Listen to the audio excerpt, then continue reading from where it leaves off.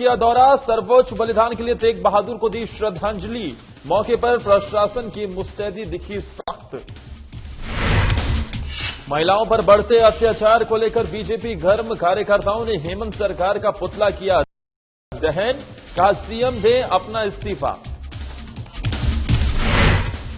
BJP के शैलेंद्र सिंह ने की प्रेस कॉन्फ्रेंस, झारखंड सरकार की कार्यशैली पर उठाए सवाल। 29 दिसंबर को हेमंत सरकार का 1 साल का कार्यकाल होगा पूरा। और जमशेदपुर के मंदिर लाइन मार्केट में लगी आग, आगजनी में कई दुकानें जलकर हुई राख। आग लगने के कारणों का नहीं हुआ खुलासा।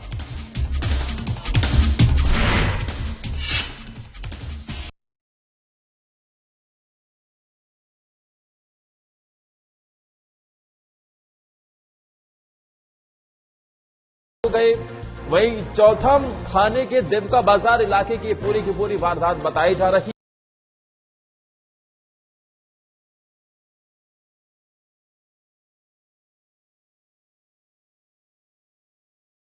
है। फिलहाल पुलिस मामले की छानबीन में जुट गई है, लेकिन गहनों की ये दिन दहाड़े लूट हुई है।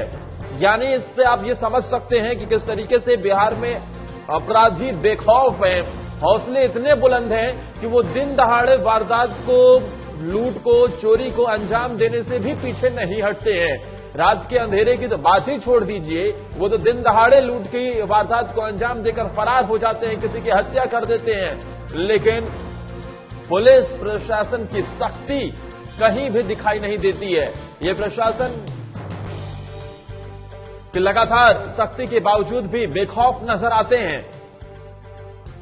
खगड़िया में गहनों की दुकान में दिन दहाड़े लूट हुई है। बताया जा रहा है कि लगभग 2 लुटेरों ने लाखों के जेवरात और नकदी पर हाथ साफ कर दिया। और इस बीच तस्वीर देखिए, वहां पर शायद कुछ तोड़ने फोड़ने की भी कोशिश की गई है।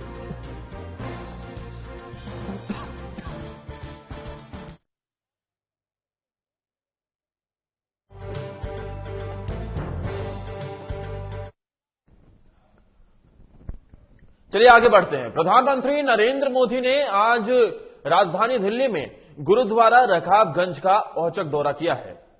गुरुद्वारे में मत्था टेकने के लिए प्रधानमंत्री नरेंद्र मोदी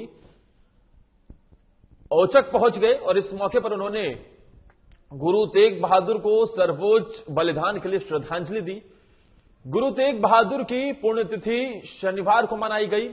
आधिकारिक सूत्रों ने बताया कि पीएम मोदी ने गुरुद्वारे में, जो तस्वीरें भी हमें दिखाई दे रही है, वो मत्था टेकते हुए नजर आ रही हैं। अरदास भी उन्होंने की। इस दौरान आम आदमी की आवाजाही को रोकने के लिए कोई पुलिस बंदोबस्त नहीं किया गया था और न ही यातायात में कोई बाधा डाली गई। बता दें कि दिल्ली की सीमाओं पर जारी किसान आंदोलन के बीच पीएम का अचानक रकाबगंज गुरुद्वारे जाना एक विशेष महत्व इसका है। दिल्ली की सीमाओं पर प्रदर्शन कर रहे लोगों में सबसे ज्यादा तादाद पंजाब से आने वाले किसानों की है, जो सिख धर्म से जुड़े हैं। ये किसान तीनों कृषि कानूनों का विरोध कर रहे हैं। दिल्ली एनसीआर रकाबगंज गुरुद्वारा भक्तों के बीच में सबसे ज्यादा प्रसिद्ध गुरुद्वारों में से एक है। वहीं पीएम नरेंद्र मोदी ने ट्वीट कर कहा है कि आज सुबह मैंने ऐतिहासिक गुरुद्वारा रकाबगंज साहिब में अरदास की, जहां गुरु तेग बहादुर के पार्थिव शरीर का अंतिम संस्कार किया गया था। मुझे बेहद धन्य महसूस हुआ। मैं दुनिया भर के लाखों लोगों की तरह गुरु तेग बहादुर की दया से बहुत प्रेरित हूं। वही उन्होंने अगले ट्वीट में लिखा कि गुरु साहब की विशेष कृपा है कि हम अपनी सरकार के कार्यकाल के दौरान गुरु तेग बहादुर के 400वें प्रकाश पर्व के विशेष अवसर को मनाएंगे। आइए हम इस धन्य अवसर को ऐतिहासिक तरीके से मनाएं और गुरु तेग बहादुर के आदर्शों को मनाएं। गुरु तेग बहादुर को श्रद्धांजलि देते हुए आज प्रधानमंत्री नरेंद्र मोदी अचानक गुरुद्वारा रकाबगंज पहुंचे। उनके साथ उनकी सुरक्षा में लगे एसपीजी के जवान जरूर थे,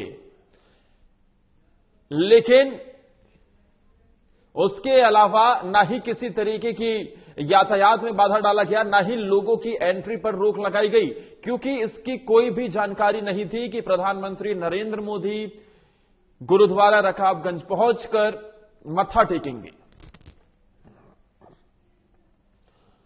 अब आगे बढ़ते हुए बात करते हैं कि लगातार जिस तरीके से एक के बाद एक वारदात हो रही हैं, सूबे में बढ़ती महिलाओं पर हिंसा, अत्याचार और दुष्कर्म की घटनाओं के विरोध में बीजेपी महिला मोर्चा के बैनर तले धनबाद के रणधीर वर्मा चौक पर आज बीजेपी कार्यकर्ताओं ने सीएम का पुतला दहन किया है और सीएम सोरेन के इस्तीफे की मांग की। इस मौके पर महिला जिला अध्यक्ष आशा पांडे ने बताया कि सूबे में लगातार महिलाओं पर अत्याचार बढ़ रहा है। अभी पिछले दिनों ही राज्य में एक नाबालिग बच्चे के साथ सामूहिक दुष्कर्म की घटना घटी। कई अन्य जिलों में इस तरह की वारदात लगातार बढ़ती जा रही है। ऐसे में मुख्यमंत्री को पद पर बने रहने का कोई भी अधिकार नहीं है, उन्हें अविलंब इस्तीफा दे देना चाहिए। उन्होंने मुख्यमंत्री पर भी कई संगीन आरोप लगाए हैं।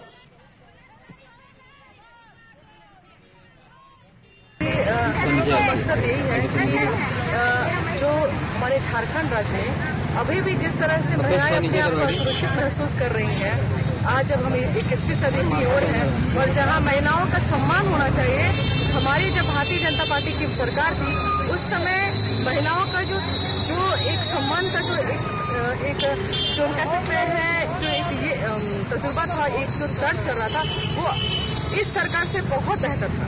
और इस सरकार जब से हेमंत की सरकार बनी है तब से इस झारखंड मुक्ति मोर्चा की सरकार में हम महिलाएं अपने आप को असुरक्षित महसूस कर रही हैं। रांची में जो कांड हुआ है रेप का, गैंग रेप हुआ है, उसके बाद हम दिन हमेशा रेप का आप पेपर में भी पढ़ रहे हैं, हर जगह देख रहे हैं। इसी हम लोग हेमंत सोरेन का विरोध में आज महिला मोर्चा ने पुतला दहन किया। लगातार जिस तरीके से झारखंड में आपराधिक वारदातें बढ़ती हुई दिखाई दे रही हैं, महिलाओं को लेकर हम देख रहे हैं कि किस तरीके से घटनाएं निकलकर सामने आ रही हैं। ऐसे में बीजेपी काफी दिनों से मोर्चा खोले हुए है। आज महिला बीजेपी की तरफ से प्रदर्शन किया गया। बने रहेंगे इसी खबर पर, फौरन हाजिर होते हैं। वक्त ब्रेक का हो चला है, आप बने रहे हमारे साथ।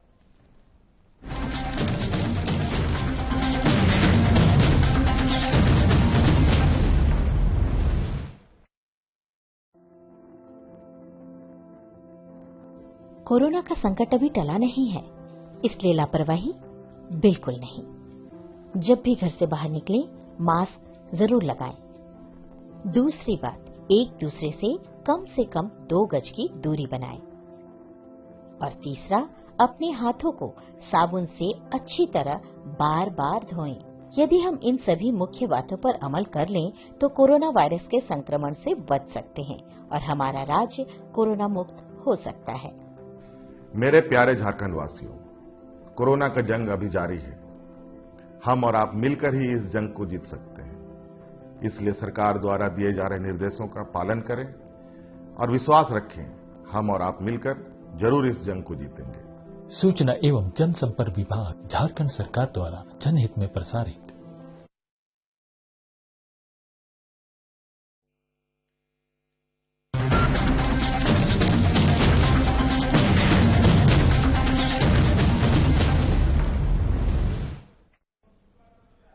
स्वागत है ब्रेक के बाद एक बार फिर आप सभी का। धनबाद में जिस तरीके से महिला बीजेपी की तरफ से विरोध प्रदर्शन किया गया, सीएम हेमंत सोरेन के इस्तीफे की मांग की गई, क्योंकि लगातार यह आरोप लगाया गया कि राज्य में जब से सोरेन सरकार बनी है तब से आपराधिक वारदात बढ़ती हुई दिखाई दे रही है, महिलाओं पर अत्याचार बढ़ा है।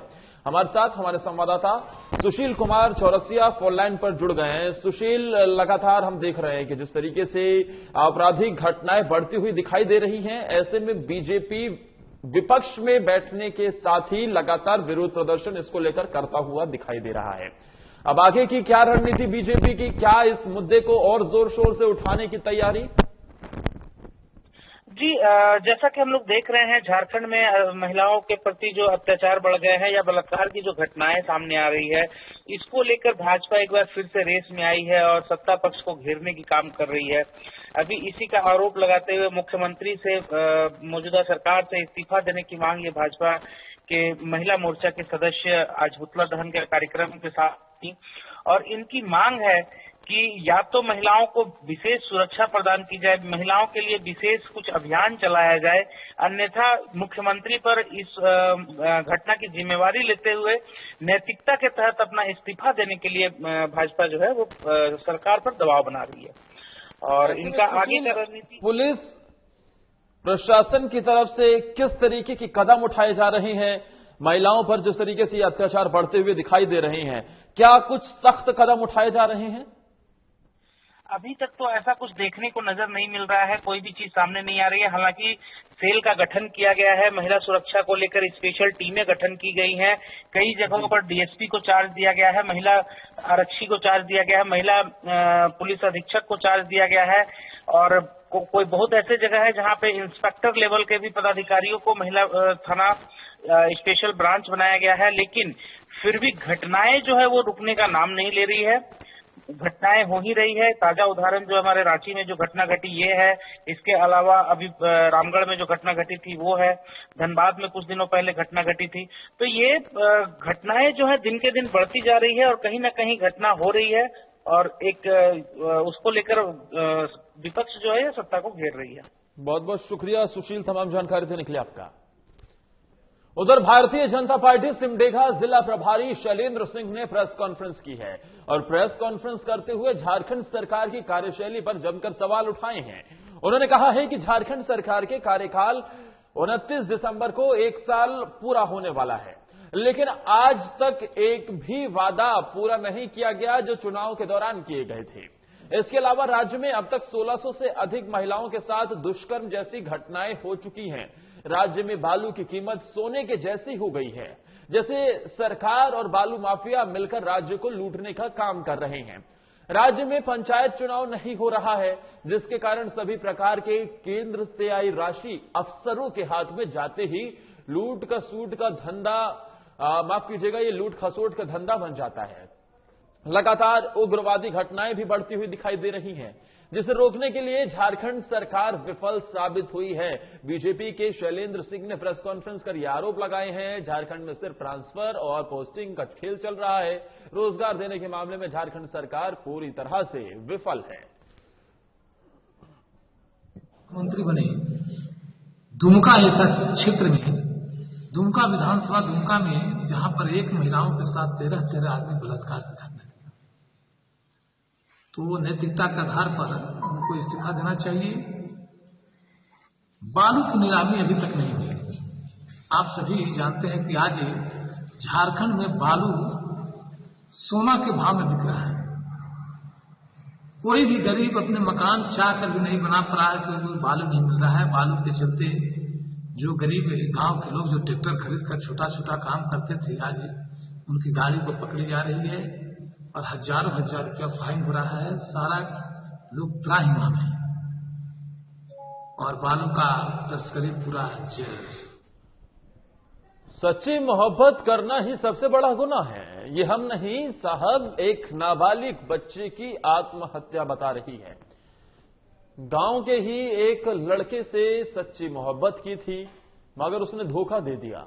इस वजह से बच्चे ने फांसी लगाकर खुदकुशी कर ली। मधुबनी जिले के कलुआही थाना इलाके के कालिकापुर गांव का ये पूरा मामला, जहां प्रेम प्रसंग में एक बच्ची ने आत्महत्या कर ली है।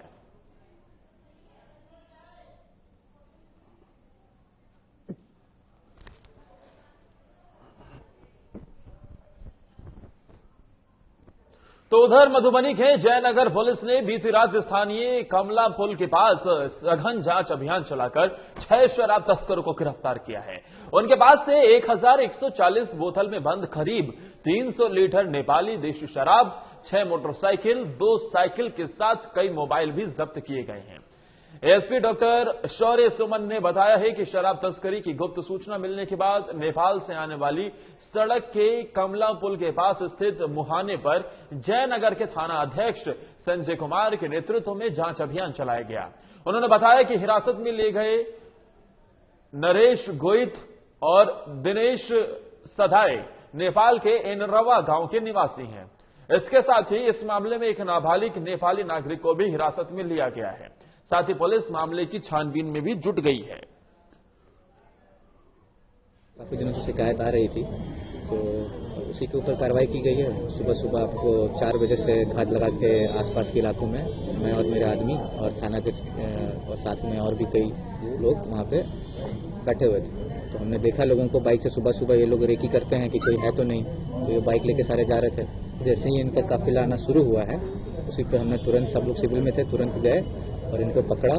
2-3 जगह पे इनको पकड़ा। उसके बाद जिनको इन्होंने पकड़ा उनमें से कई लोग जहाँ से शराब लेके आ रहे थे उनके मोबाइल से फिर उनको कॉल लगाया गया, उनको अपने बॉर्डर के एरिया में बुलाया गया और फिर वहां से उनको भी पकड़ लिया गया। और चलिए यहाँ वक्त एक और ब्रेक का हो चला है। कुछ और खबरों के साथ फौरन हाजिर होते हैं, आप कहीं मत जाइए।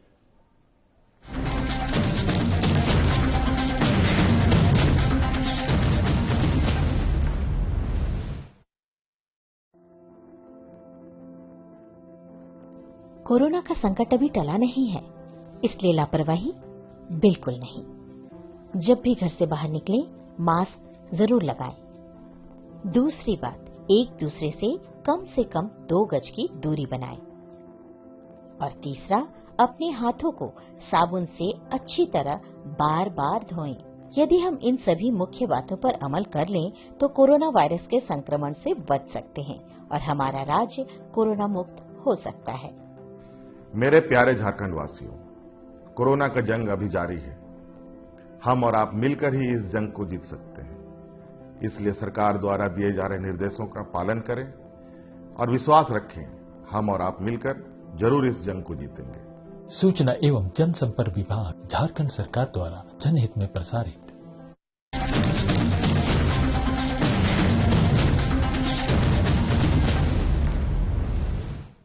ब्रेक के बाद अब बात जमशेदपुर की करते हैं, जहां के साकुची शिव मंदिर लाइन स्थित मार्केट में भीषण आग लगने से कई दुकान जलकर राख हो गई हैं।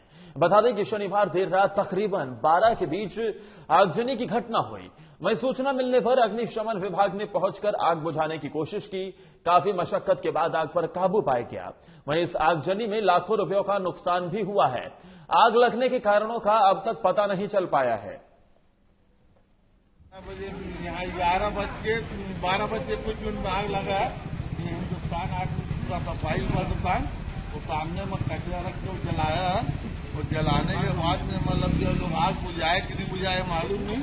उसके बाद आग लगा, 1 घंटे के बाद में आग लगा। कितने नुकसान हुआ होगा?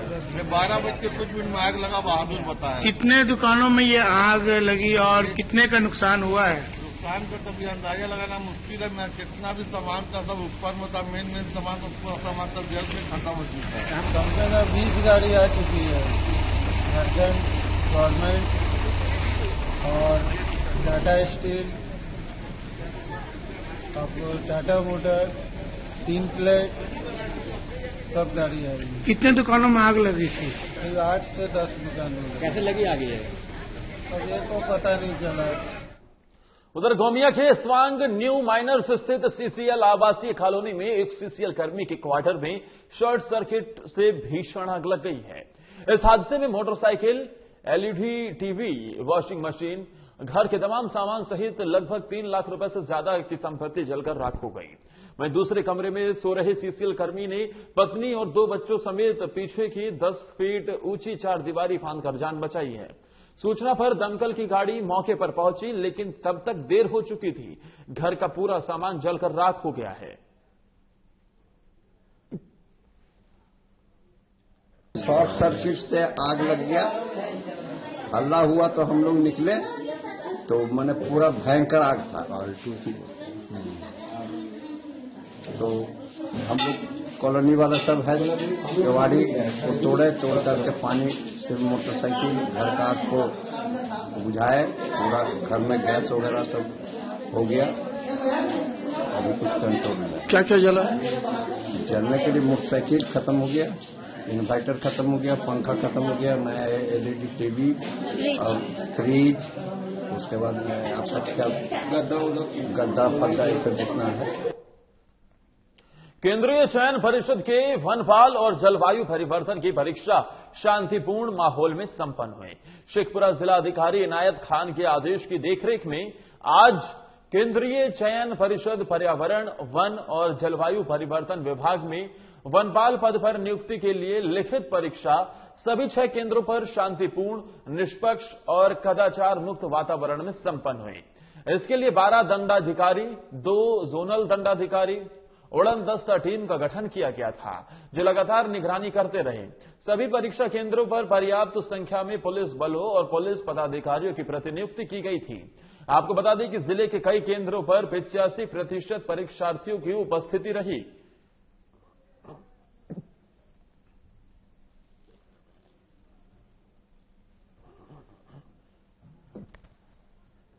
किशनगंज जिले के ठाकुरगंज प्रखंड के सुखानी थाना क्षेत्र से खबर है, जहां सुखानी थाने को एक बड़ी कामयाबी मिली है। बता दें कि हाईवे पर वाहन चेकिंग अभियान के तहत एनएच पर भेलागुरी भट्टा के पास मेन रोड में पुलिस अधीक्षक कुमार आशीष के निर्देश पर जिले में शराब तस्करों पर नकेल कसने के लिए सघन वाहन चेकिंग अभियान चलाया गया। इसी क्रम में शराब के 26 कार्टून जब्त किए गए। कार्टून में कुल 684 बोतल की शराब पाई गई। वहीं एक गाड़ी को भी इसमें जब्त किया गया है।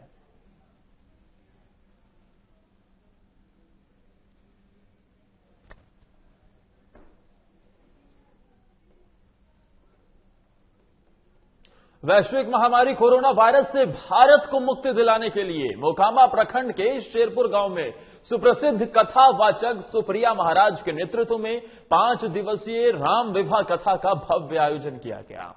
इस राम कथा में देश को कोरोना से निजात दिलाने के साथ सुख, शांति, तरक्की और उन्नति की मंगल कामना की गई। शेरपुर गांव में आयोजित इस समारोह में बड़ी संख्या में भक्तों ने शिरकत की। कथावाचक सुप्रिया महाराज ने लोगों से श्री राम की पूजा अर्चना कर उनके आदर्शों पर चलने का आह्वान किया है। सुप्रिया महाराज ने कहा कि राम के आदर्शों को अपनाकर ही कोरोना से मुक्ति मिल सकती है। राम कथा को लेकर शेरपुर गांव में उत्साह का आलम रहा। एक तरफ राम कथा की रौनक, तो साथ ही कोरोना से मुक्ति की हर जगह उम्मीदें।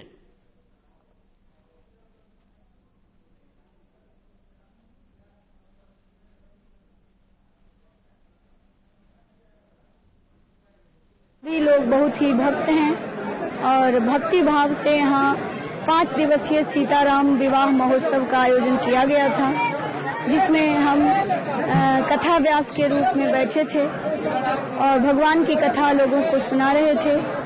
और हमारे गांव के छोटे छोटे बच्चे जो बहुत ही प्रतिभावान हैं, बहुत ही महान हैं, सब राम, लक्ष्मण, भरत, शत्रुघ्न, दशरथ जी, जनक जी, सुनैना जी, कौशल्या जी, इन सब के रूप में भाग लिए और लीला के माध्यम से लोगों को संदेश दिए। सबसे पहले मैं श्री रामचंद्र जी और माता सीता को हृदय से नमन करता हूं। साथ ही साथ हमारे गांव के सुप्रिया जी महाराज को भी मैं हृदय से नमस्कार करता हूं। इनके सौजन्य से हमारे गांव में राम सीता का विवाह 5 दिवसीय कार्यक्रम को इन्होंने सफल बनाया और हमारे गांव के मंगल कामनाओं के लिए इनके नेतृत्व में ये कार्यक्रम इन्होंने रखा, जिसमें कोरोना से मुक्ति के लिए इन्होंने भगवान से प्रार्थना किया। और ये हमारा संस्कार है कि इनका नाम देश ही नहीं विदेशों में चलता है। ये धरती बड़ा पुण्य की है। वहीं मासस द्वारा लंबी लड़ाई और कोशिश के बाद ईसीएल मुगमा एरिया की बड़मुढ़ी कोलियरी में मैनुअल लोडिंग शुरू हुई और साथ ही स्थानीय बेरोजगार युवाओं का काम का अवसर मिला है। पूर्व विधायक अरूप चटर्जी ने मजदूर की इस लड़ाई को अंजाम तक पहुंचाने के बाद आज मजदूर, ग्रामीणों और मार्क्सवादी समन्वय समिति के 11 कुंड कमेटी द्वारा बड़मुढ़ी में सम्मान समारोह का आयोजन किया गया। ग्रामीणों और मजदूरों ने पूर्व विधायक को जुलूस की शक्ल में मंच तक लाया और माला पहनाकर उनका अभिनंदन किया। मजदूरों ने पूर्व विधायक का आभार व्यक्त करते हुए जमकर नारेबाजी की। चटर्जी ने कहा कि बड़मुढ़ी में काफी दिनों से लोकल सेल है, लेकिन मार्क्सवादी समन्वय समिति के मेढ़ा, ताल डांगा और स्थानीय कार्यकर्ताओं की कोशिश और लंबी लड़ाई के बाद और भी स्थानीय बेरोजगार युवाओं को काम में लगाया गया है। मजदूरों की राशि जो पहले 110 रुपए थी, उसे बढ़ाकर 170 रुपए कर दिया गया है। पहले 8 से 10 दंगल मजदूर ही काम करते थे, लेकिन अब 25 से 30 दंगल मजदूर काम कर पाएंगे। और साथ ही मजदूरों को लेकर जो आवाज उठाई जा रही थी, उसमें एक सफलता मिलने के बाद मार्क्सवादी समन्वय समिति यानी मासस के द्वारा जो पूर्व विधायक हैं, जिन्होंने इस मुहिम को छेड़ा, ये लड़ाई लड़ी, उनका सम्मान किया गया। नहीं है उसके लिए लोग परेशान नहीं है, लोग परेशान है कि मंदिर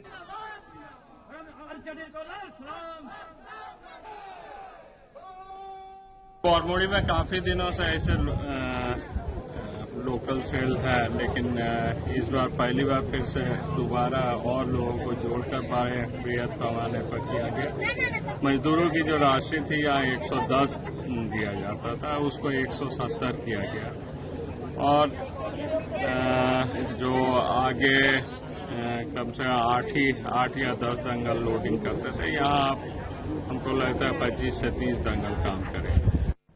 आगे बढ़ते हुए बात समस्तीपुर की करते हैं, जहां विशेष अदालत ने हत्या और साथ ही रेप के एक आरोपी को फांसी की सजा सुनाई है। आरोपी को मामले में दोषी करार देते हुए एडीजे 6 सह पोस्को कोर्ट के विशेष न्यायाधीश ने फैसला सुनाया है। आरोपी में 3 साल पहले एक 3 साल की मासूम का अपहरण कर रेप किया गया था। हैवानियत को अंजाम देने के बाद उसने बच्ची की बेरहमी से हत्या कर दी थी। दोषी पर पॉक्सो समेत कई धाराओं में केस दर्ज हुआ था।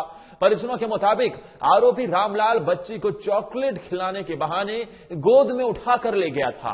परिजनों ने मासूम बच्ची की रात भर तलाश की। सुबह बच्ची की लाश खेत में मिली थी। उसको साथ में कन्या मिले, हम खुश ही घटना हो जाए। आज उसको फांसी की सजा हुई है, आपको क्या लग रहा है? इंसाफ आपको मिला, न्याय मिला? हाँ, न्याय मिला, हम खुश ही है। माता हमारा दिल में न्याय मिला। और कोर्ट का ये फैसला नजीर पेश करता हुआ दिखाई दे सकता है और साथ ही कानून पर और ज्यादा लोगों का भरोसा बढ़ाता हुआ भी दिखाई देगा। इसी के साथ इस बुलेटिन में फिलहाल के लिए इतना ही। नमस्कार।